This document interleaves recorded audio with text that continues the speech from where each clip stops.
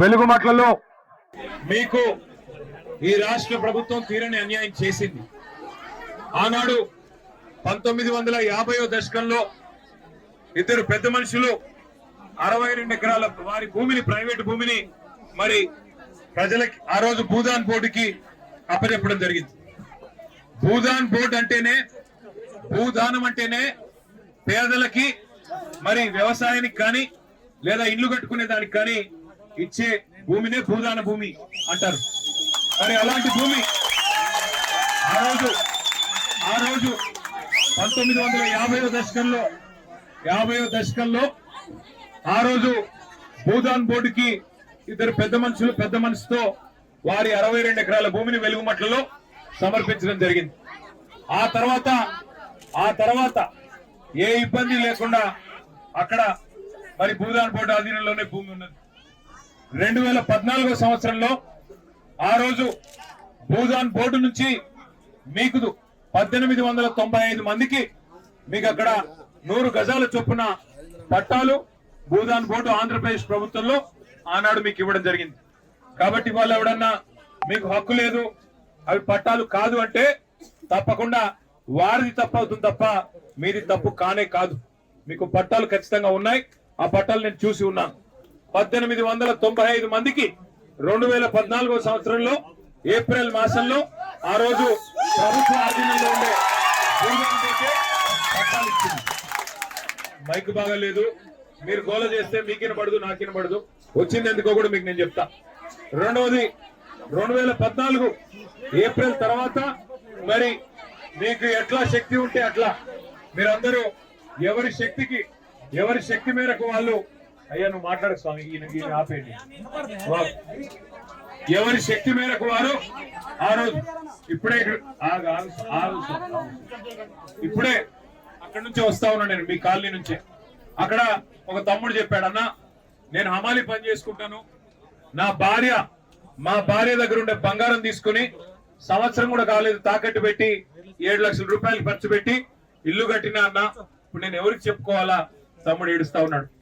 జాలిమి అని చెప్పి ఇంకో సోదరుడు, అన్న నేను 12 ఏళ్ళ నుంచి ఇక్కడే ఉన్నా, మరి దాదాపు 12 లక్షల రూపాయలు ఖర్చు పెట్టి కట్టినా, నా పిల్లలు, నా భార్య, నా కుటుంబం మొత్తం రోడ్డున పడింది ఈ దుర్మార్గమైన ప్రభుత్వం చేయబట్టి అని ఆయన ఏడుస్తా ఉన్నాడు.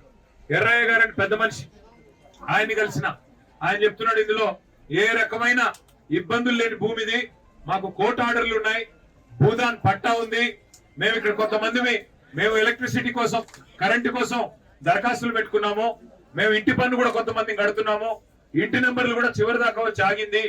గతంలో మీ ప్రభుత్వం ఉన్నప్పుడు మమ్మల్ని ఇక్కడ ఎవరు డిస్టర్బ్ చేయలేదు, ఎవరు పక్కన కలెక్టరేట్ కట్టినా, కేసీఆర్ గారు స్వయంగా వచ్చి అక్కడ మీటింగ్ పెట్టినా మమ్మల్ని ఎన్నడూ చీమకు చేసిన హాని కూడా చేయలేదు, మమ్మల్ని కాపాడుకున్నాడు తప్ప అన్యాయం చేయలేదు. కానీ ఇవాళ ఆ పక్కనే ఉండే విలాసవంతమైన విల్లాల కోసం, కాంగ్రెస్ నాయకుల విలాసాల కోసం, ఈ జిల్లాలో ఉన్న 3 మంత్రులు వారి అక్రమ సంపాదన కోసం వారి కన్ను మీ భూమి మీద పడ్డది. మీ 60 ఎకరాల మీద కన్నుబడి ఇవాళ 3 మంత్రులు కూడబలుక్కొని అందరూ కలిసికట్టుగా ఇవాళ పేదలను మెడలు బట్టి గెంటేసి ఒక శత్రు దేశం మీద దండయాత్రకు పోతే ఎట్లయితే పోతారో 1000 మంది పోలీసు వాళ్ళని తీసుకుని అర్ధరాత్రి వచ్చి నోటీస్ ఇవ్వకుండా అన్యాయంగా ఇవాళ మిమ్మల్ని అక్కడి నుంచి తరిమేసి ఇక్కడ బజార్ను పడేసింది ఇందిరమ్మ ప్రభుత్వం. పేరుకి ఇందిరమ్మ ప్రభుత్వం.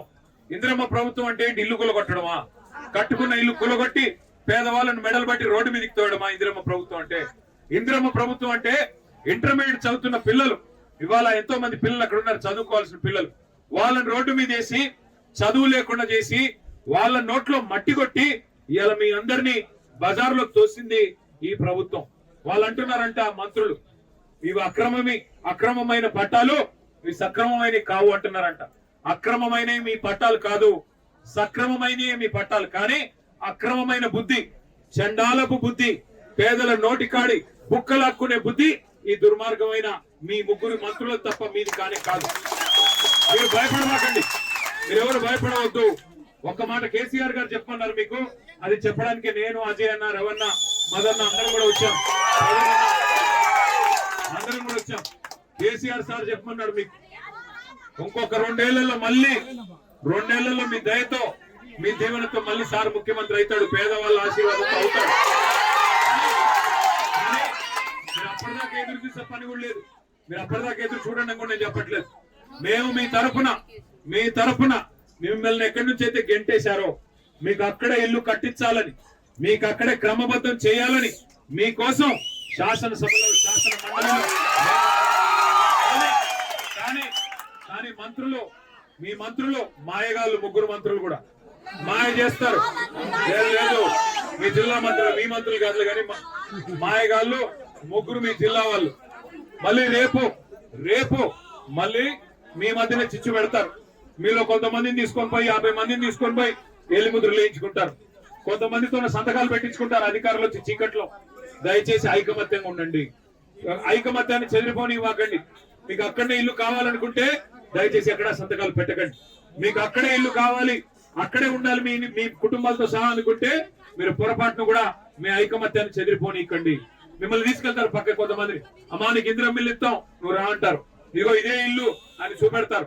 ఎట్లా అయితే 6 గ్యారెంటీల పేరుతో చేతుల్లో గ్యారెంటీ చూపెట్టారో మళ్ళీ అట్లే అరచేతిలో వైకుంఠం చూపెడతారు, మళ్ళీ గుండు కొడతారు. అందుకే దయచేసి జాగ్రత్తగా వినండి. మీరు గెలవాలి అంటే ఐకమత్యం ముఖ్యం. మీకు అక్కడ ఇల్లు కావాలి అంటే తప్పకుండా న్యాయ పోరాటం చేద్దాం. ఇవాళ అధికారం వాడి చేతుల్లో ఉంది, అధికార యంత్రాంగం మొత్తం వాళ్ళ చేతుల్లో ఉంది, పోలీసు బలగాలు వాళ్ళందరూ వాళ్ళ చేతుల్లో ఉన్నారు. కాబట్టి ఇవాళ పేదవాడికి గొంతు లేదనుకుంటా ఉన్నారు. కానీ ఒకటి మాత్రం వాస్తవం, ప్రభుత్వం తప్పు చేసింది అని వాళ్ళ రాష్ట్రం మొత్తం తెలిసిపోయింది. మరి ఏ తప్పు చేయకపోతే ఆ ఆర్డీఓ గారిని ఎందుకు అర్జెంట్ గా ట్రాన్స్ఫర్ చేశారు?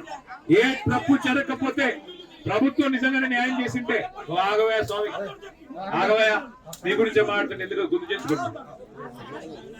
నేననేది అల్లా ఒకటే, ఏ తప్పు జరగకపోతే ప్రభుత్వం ఏ తప్పు చేయకపోతే ఎందుకు ఆర్డీఓ గారిని ఆకస్మికంగా ట్రాన్స్ఫర్ చేశారు? అర్ధరాత్రి వచ్చి దొంగల్లాగా ఎందుకు ఇళ్ల మీద పడ్డారు? ఎందుకు నోటీసులు ఇవ్వలేదు? ఎందుకు మీకు కోర్టుకు పోయే అవకాశం ఇవ్వలేదు? గతంలో కోర్టు మీకు ఆర్డర్లు ఇచ్చింది కదా, కోర్టు మీకు ఆర్డర్లు ఇచ్చింది. మీకు బట్టాలు లేకపోతే కోర్టు ఆర్డర్లు ఇస్తుందా?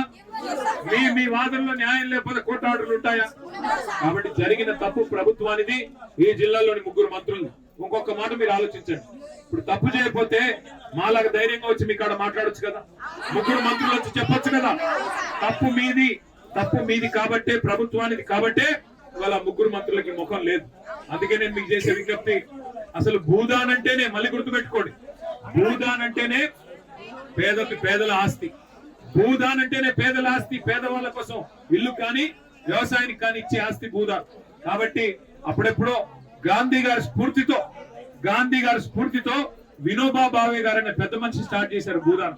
ఆయన పేరు మీద మీరు కాలనీ పెట్టుకున్నారు, వినోబా భావే కాలనీ. కానీ ఆ రోజు ఒరిజినల్ గాంధీ గారు ఉన్నారు, ఈ రోజు డూప్లికేట్ గాంధీలు వచ్చి వాళ్ళ ఆధ్వర్యంలో పనిచేసే భూ దొంగలు, వీళ్ళు భూమిని కొల్లగొట్టే దొంగలు కాబట్టి, రియల్ ఎస్టేట్ మాఫియా కాబట్టి ఇలా మీ భూమిని లాక్కునే ప్రయత్నం చేస్తున్నారు. మీరు ధైర్యంగా ఉండండి. మీకు ధైర్యం చెప్పడానికి కేసీఆర్ సార్ పంపించారు. మీకోసం ఏర్పాట్లు కూడా మేము చేస్తాం, పార్టీ పరంగా ఏర్పాట్లు చేస్తాం. మీకు భోజన వసతి కానీ ఉండేదానికి వసతి కానీ ఎట్లాగో అధికారులు పట్టించుకోరు, వాళ్ళు ఎలాగో చెయ్యరు. మీకు మేము ఏర్పాటు చేస్తాం. దాంతో పాటు మీకు న్యాయపరంగా పోరాటం చేయడానికి కూడా మీరు రూపాయి కూడా ఎవరి దగ్గర తీసుకోవద్దు, ఎవరు ఖర్చు పెట్టొద్దు, మేము పెడతాం. పార్టీ పరంగానే న్యాయ పోరాటం మీ తరఫున మేం చేస్తాం. తప్పకుండా మీకు న్యాయం లభించేదాకా మీతో ఉంటాము, కలిసి కొట్లాడతాం. కానీ మీరు ఐకమత్యంగా ఉండాలి. మీరు మళ్ళీ మీరు కొంతమంది చెదిరిపోయి సంతకాలు పెట్టి వేలుముద్రలేసి ఆయన ఏదో ఇత్తనన్నాడు, ఈయనేదో ఇత్తనన్నాడు అంటే మళ్ళీ షటకోపం పెడతారు, మళ్ళీ మోసం చేస్తారు. మళ్ళీ ఒక్కసారి 2.5 ఏళ్ల కింద ఎట్లా గ్యారెంటీ చేశారు, అరిచేతిలో వైకుంఠం చూపెట్టి నెలకు 2.5 ఇస్తామన్నారు. మహిళలకు ఇచ్చారా? తులం బంగారం ఇచ్చినారా?